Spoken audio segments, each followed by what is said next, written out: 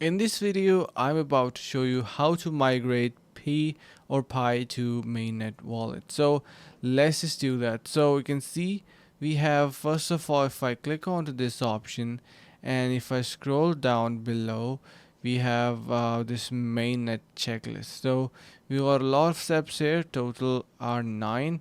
Then first of all is to download your Pi browser app. Then we have our create a Pi wallet, then confirm your Pi wallet, and then you can see we have commit to lockup configuration and secure your account and everything.